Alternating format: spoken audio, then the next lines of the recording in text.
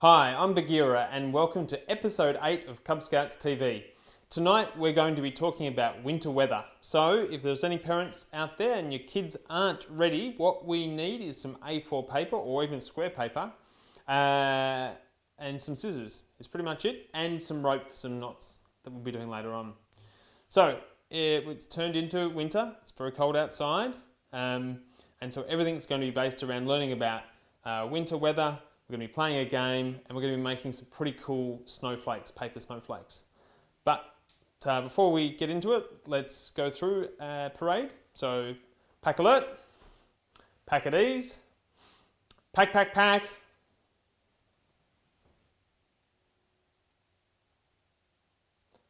Do your best. Excellent. Alrighty. Now, hopefully there's a bit of space where you're standing. Stand up. We're going to be playing a game about weather.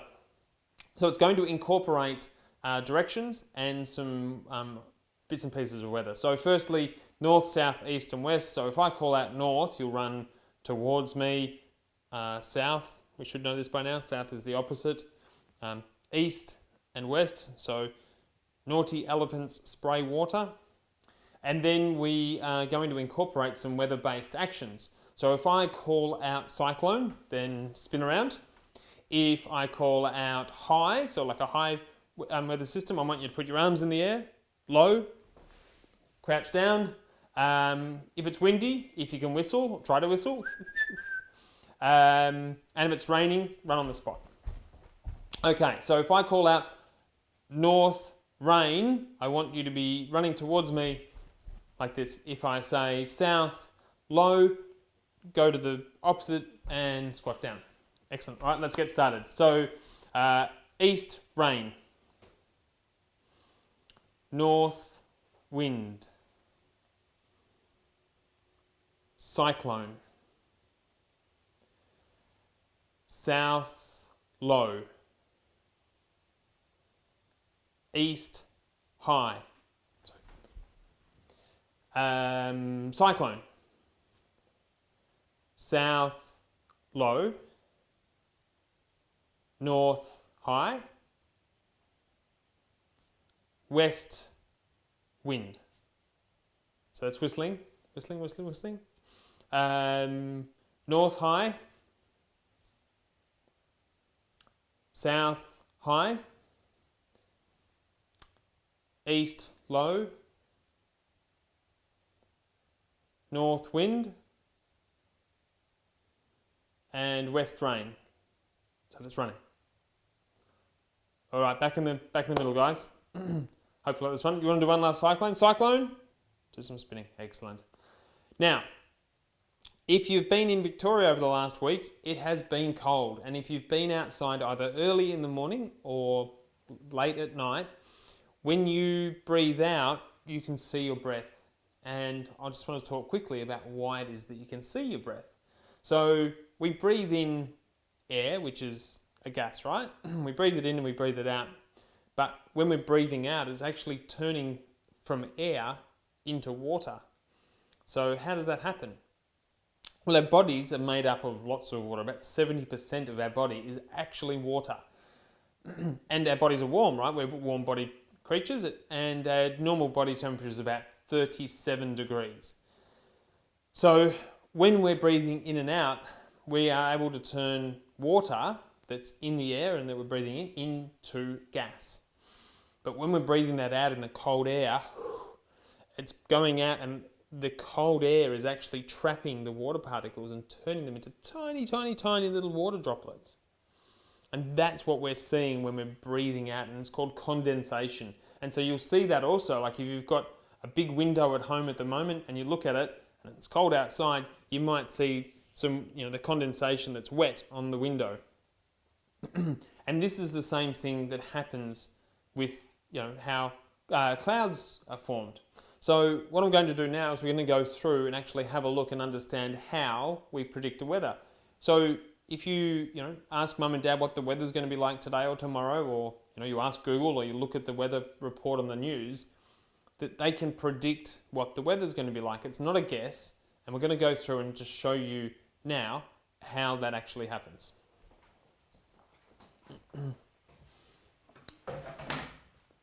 Oops.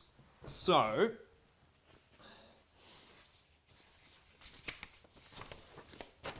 here I have a weather chart of Australia for today, Thursday the 11th of June.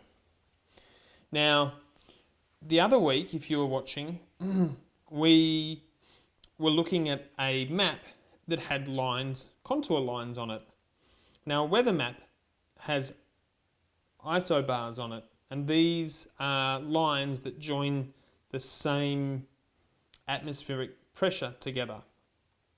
And where the lines are close together on a contour map, it was something that was steep.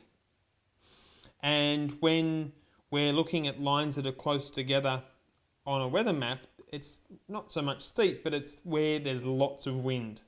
So you can think where they're far apart on a map, it's flat, and we can think that flat means no wind. Where it's steep terrain, we can think that it's windy. So here we can see lots of wind over here, and not so much across Victoria today. And if we looked at the weather forecast today, or if you were outside today, you will notice there wasn't a lot of wind.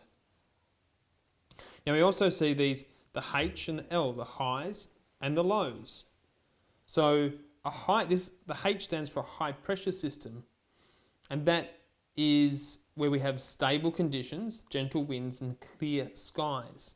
So it doesn't necessarily mean H for hot, it just means that, because there's no clouds, then the sun shines through and it actually does become hot. In a low pressure system, then we've got unstable conditions and we have cloudy skies, and so it does, we get rain, so we've got patches of rain here, the green and the blue on the map, associated with that low pressure system. Now, one of the other things that we can learn about these weather maps is that a high pressure system, when we look at these lines, it's actually also showing us which way the wind is going.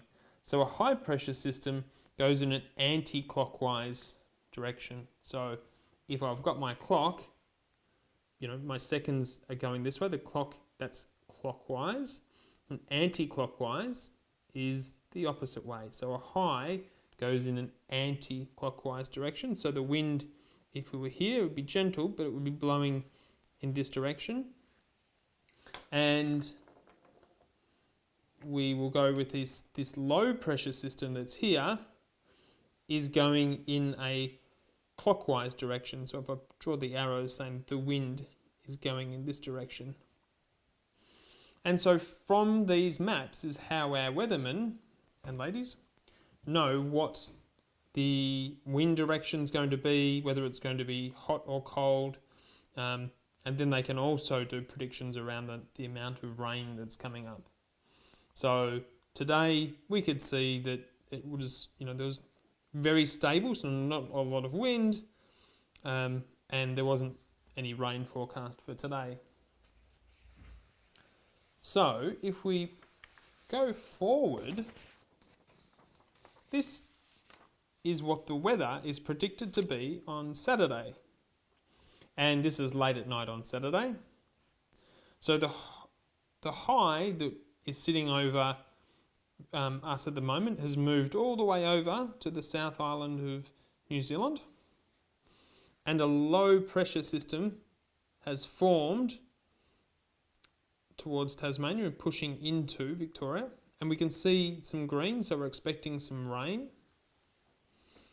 And we remember that a low pressure system goes in a clockwise direction. So the wind is travelling this way. And so here it's travelling up. And remember, naughty, elephants, spray, water. So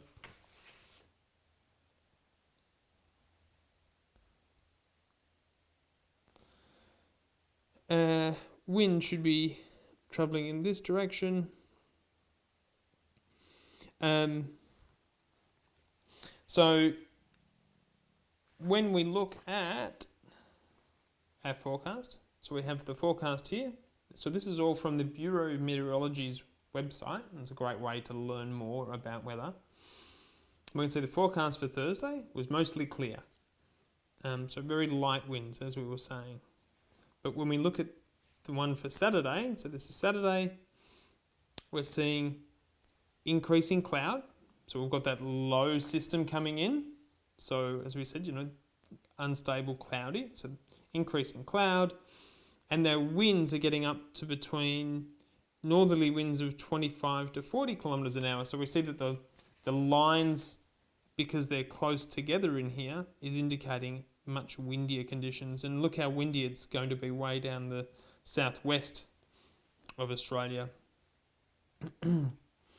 And then they also tell us a little bit about the rain. So we can see that from this chart here that there's rain predicted to come through. And so when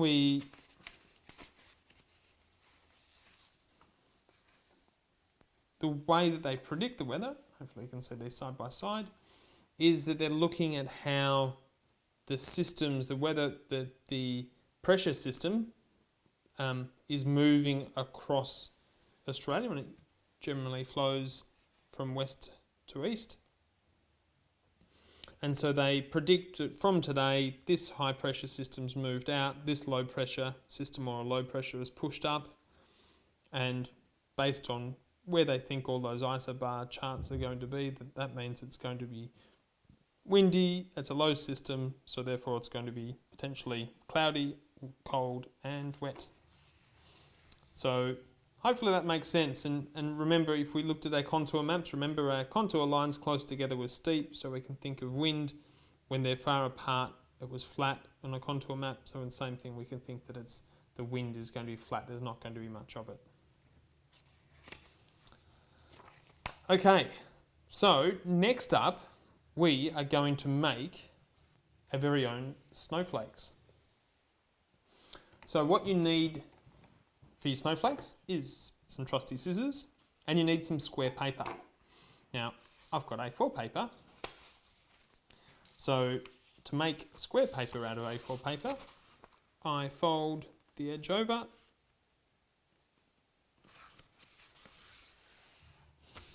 and then I just need to cut this part off. It doesn't need to be exactly square. Oops.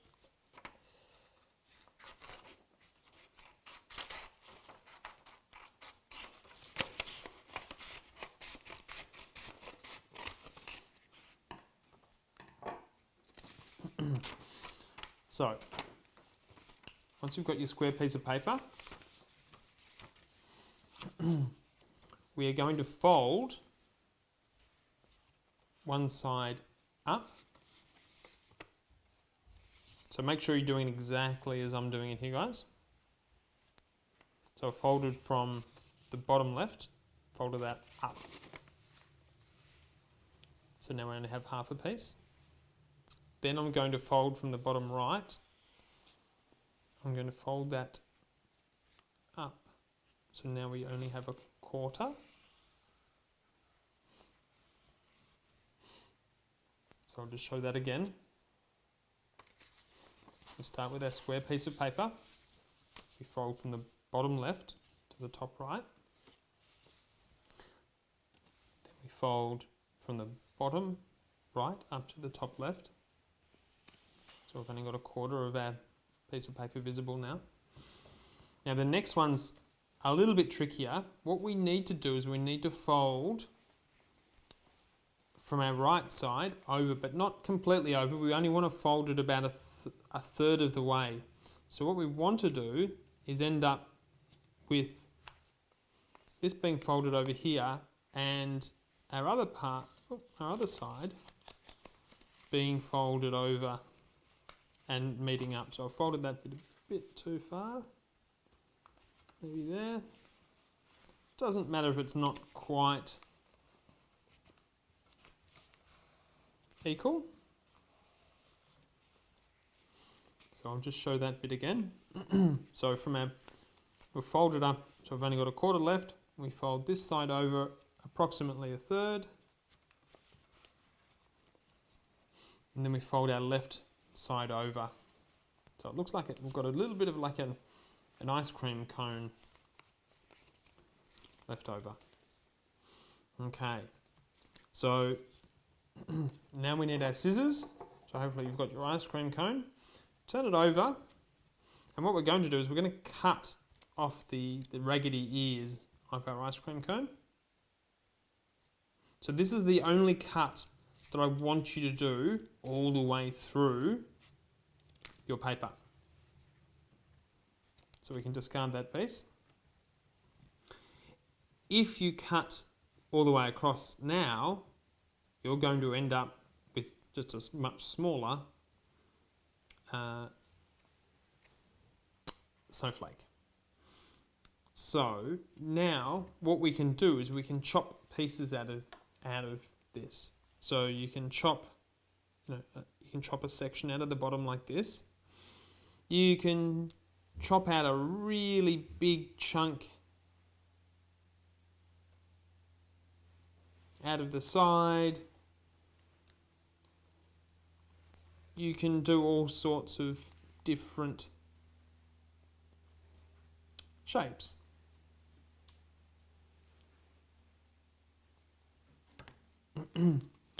So it doesn't matter, you don't have to draw your markings on the paper, but I just wanted to show what, you don't have to just cut out small pieces. So remember, don't cut all the way across, otherwise you'll just end up with a very small snowflake. Make sure, hopefully you've got some nice sharp scissors.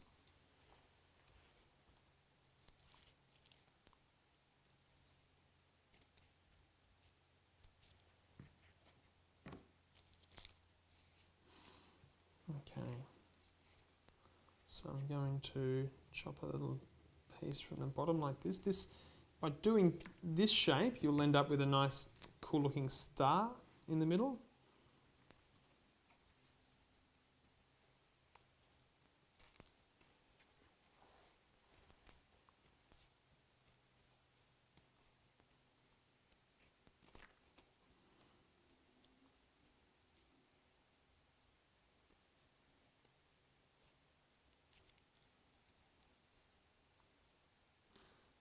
And once you've finished cutting, you need to carefully unfold your paper again. Just move all those little bits over.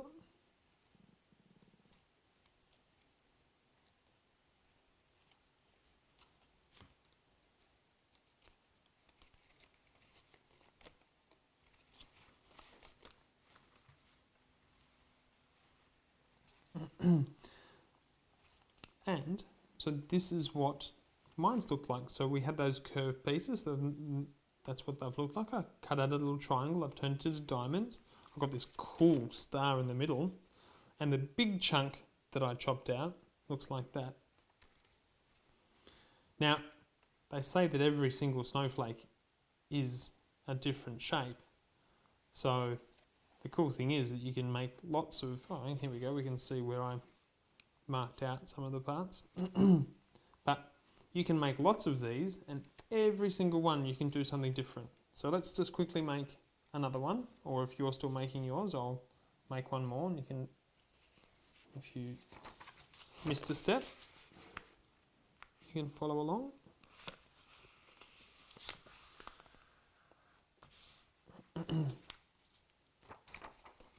So I'm going to make a square piece of paper first. If you've got origami paper, then it's already square. And your snowflake doesn't have to be white. You can use all sorts of colours. Use your imagination. So I've got my piece of paper, so I'm folding from the bottom left up to the top right. Then from the bottom right to the top left.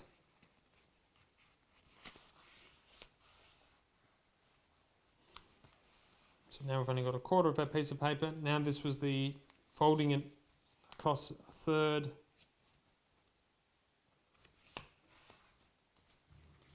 The other bit across a third.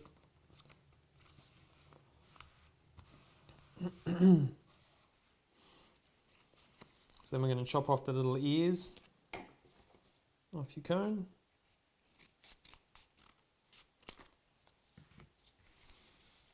And so now that's when you start doing a design. So again, I like, I might chop more out of the middle and make it more jaggedy. I'm going to make a really big section out of here.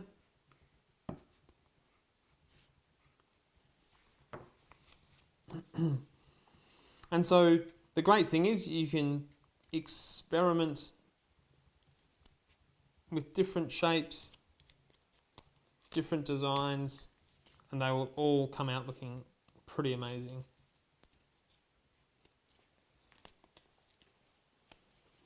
And you can decorate your house because it's winter with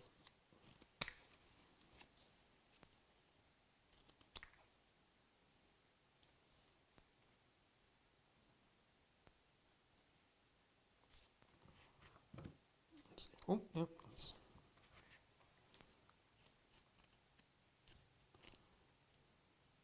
So pretty much the only rule that I have is don't cut from one side to the other.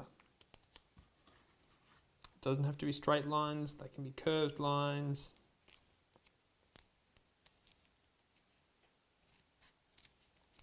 I might even experiment by putting a dome in the top there. Use your imagination, go wild.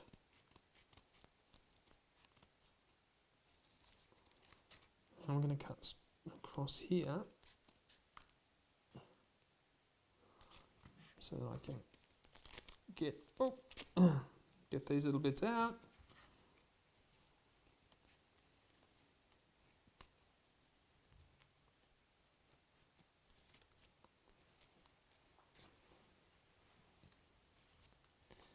And the last one there. But there is no wrong or right way to make your snowflakes. As we said, every snowflake is supposed to be a different shape. And so then just make sure you're careful when you're opening your snowflake that you don't tear it.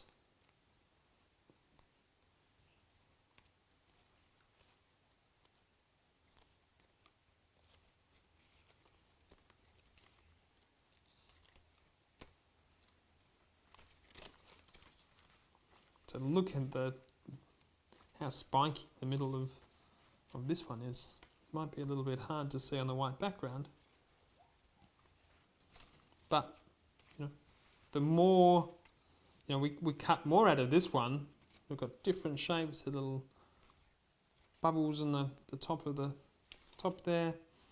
But experiment away. And as I said, they're all different, all will look pretty cool. And try them with different colours as well. Okay. Now, if you have your rope, I was going to show you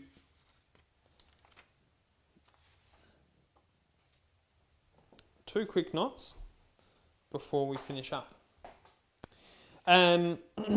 So one quick knot, and then just how to tie your rope up. So my rope was all apart. This one is called the clove hitch. There are a few different ways of tying the clove hitch, and I'm just going to show you a very simple way tonight. And once you get back into your halls, then you can experiment and you can just check online. But the clove hitch is very good for starting off a lashing. So if you've got something that you're trying to tie the rope down to or onto, you can use the clove hitch. This one though is, say, if we had a pole that we could slip this over to, and it's very simple. Is that we just simply we form one loop and another loop, and we simply put one loop behind the other, and then you'd slip that over.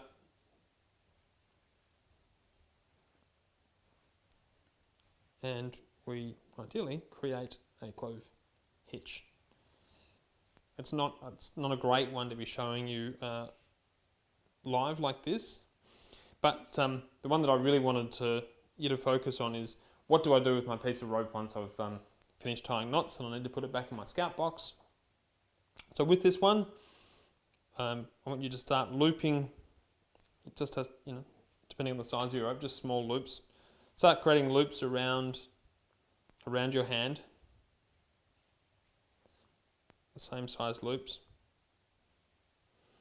And then once you've got quite a bit of rope left over, you squeeze your rope together. And it's got this big long bit dangling down.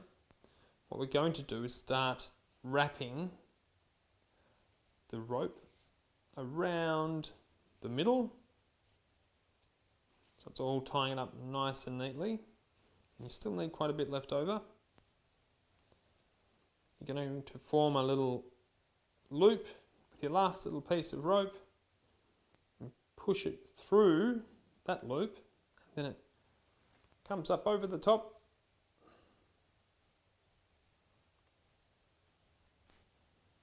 and closes down, and now your rope can be put into your scout box and it's not going to be knotted. So we'll just have a quick look at that again on close-up. Move our snowflakes out of the way. So we loop the rope around in even size pieces, squeeze it in the middle, wrap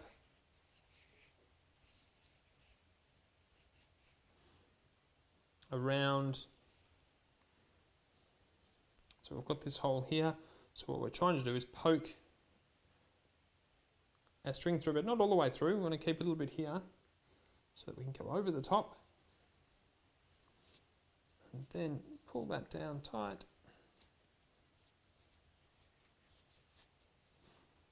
And so there, our rope's going to be in an untangled spot for us to use next time.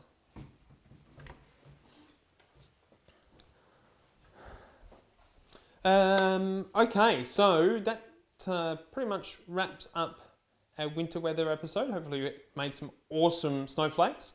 Now, did anyone spot the difference?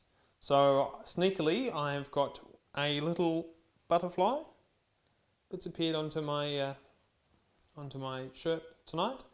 Don't forget to send in any pictures of your snowflakes that you've done. That would be fantastic. Hopefully you've learned something about the weather.